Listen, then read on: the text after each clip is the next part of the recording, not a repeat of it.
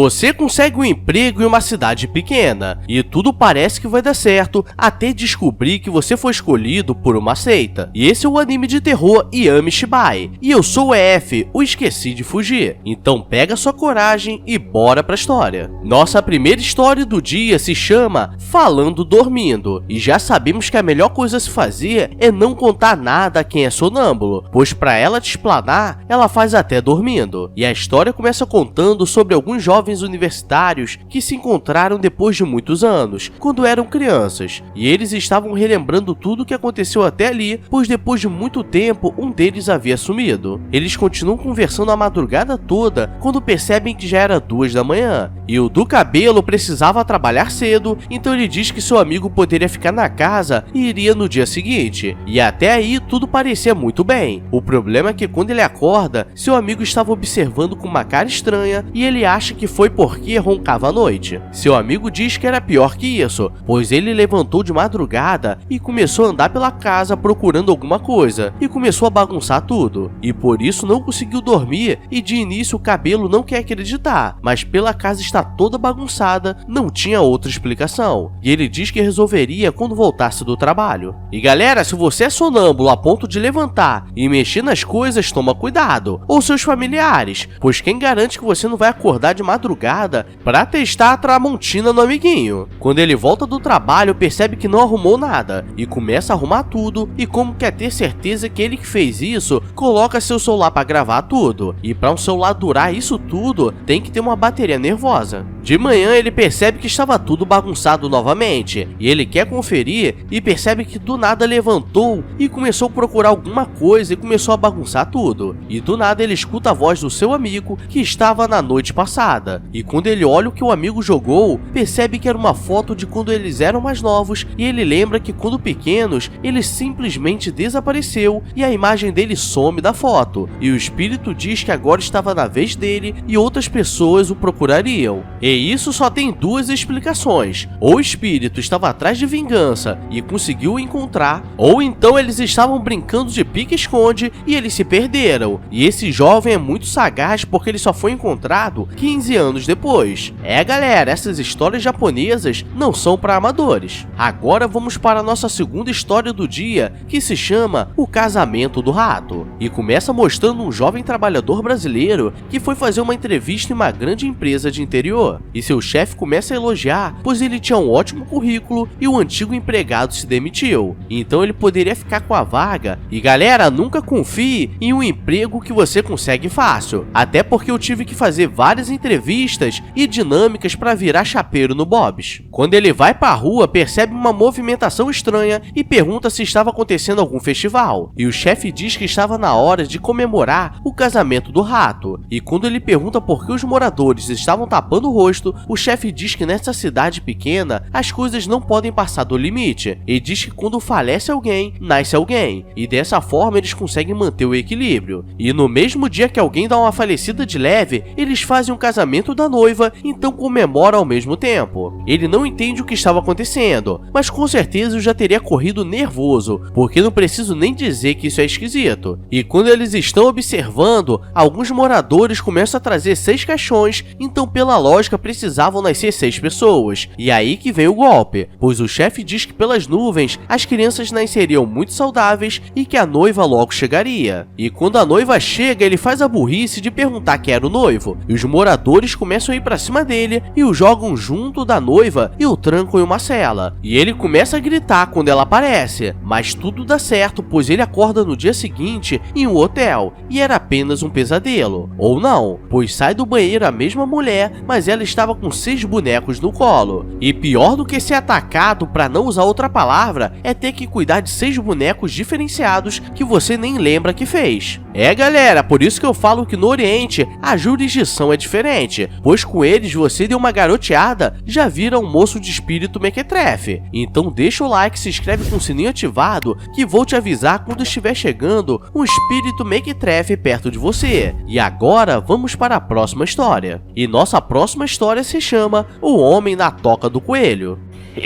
Boy. E a história começa contando sobre uma professora do primário que era muito querida por seus alunos, e ela mandou um trabalho de redação e o tema deveria ser histórias que aconteceram com eles. E ela fica olhando cada redação a madrugada toda e ela acha uma história bem peculiar. A redação falava sobre um garoto que foi encarregado de cuidar da toca dos coelhos na escola, e o garoto gostava de animais e sempre quis ter um coelho de estimação. O problema é que ele conseguia enxergar espíritos, mas se ele falasse para alguém, com certeza seria tratado como maluco. E ele precisava cuidar dos coelhos, mas ele não tinha coragem de entrar, pois no canto ele enxergava um homem das sombras e tinha medo de ser atacado. Sua professora chega e diz que ele estava sendo muito corajoso, e diz para não esquecer de entregar a redação no fim do dia, e ele toma coragem para entrar na toca dos coelhos, ou eles poderiam dar uma falecida de leve, e ele pede para o espírito sem luz sair, mas ele diz que só iria se tivesse um outro lugar para morar, e o pequeno Mequetrefe diz que iria ajudar. Voltando para casa, ele começa a pensar onde ele poderia morar, e não queria que ele ficasse em sua casa, pois era assustador, e lembra de seus amigos, mas eles eram muito jovens para ter outra pessoa em casa. Então acho que vocês já podem imaginar o que aconteceu, né? Pois ele lembra de sua professora querida, que era muito atenciosa, e aceitaria aquele espírito sem luz na casa dela, e quando ela termina de ler a redação, percebe que aquele bicho estava atrás dela, e acho que ela deu uma falecida de leve. E galera, isso que era uma professora querida, hein? Imagina se fosse aquelas velhas de bigode que só sabe gritar. Ela já teria virado sacrifício. E agora vamos para a nossa última história do dia, que se chama A 44ª Ovelha. E começa contando sobre um jovem universitário que estava com problemas para dormir, e seu amigo não o via há alguns dias e tenta perguntar o que estava acontecendo, e ele diz que não conseguia dormir. E o amigo diz que ele poderia ir no hospital, que eles passariam alguns remédios para insônia, e seu amigo diz que isso não deu certo. E quando ele diz que se fosse algo assustador, poderia contar o que aconteceu, ele diz que não entende o que estava acontecendo e seria muito perigoso. E o amigo tenta dizer para antes de dormir, contar ovelhinhas que sempre dá certo. E é aí que o cara fica desesperado, pois ele diz que a 44ª ovelha nunca poderia chegar, ou seria o fim dele. E chegando em casa ele não entende o que ele quis dizer, e antes de dormir começa a contar ovelhas. O problema é que quando chega a 44ª, seu amigo liga desesperado, perguntando por que ele fez isso, pois agora a ovelha estaria atrás dele. Ele tenta ligar e perguntar o que estava acontecendo, mas ele não estava mais atendendo, e fica desesperado, e no dia seguinte ele encontra o amigo na faculdade, agindo de forma estranha. E quando ele olha para ele, fica desesperado, mas aparece uma outra pessoa e diz que não tinha ninguém ali, e ele começa a achar que estava maluco, e quando chega em casa ele começa a escutar a voz do seu amigo contando ovelhinhas, e quando chega na 44ª ovelha, ele acha que nada aconteceu, mas vemos que ele estava se transformando, e acho que aquilo não era uma ovelha não.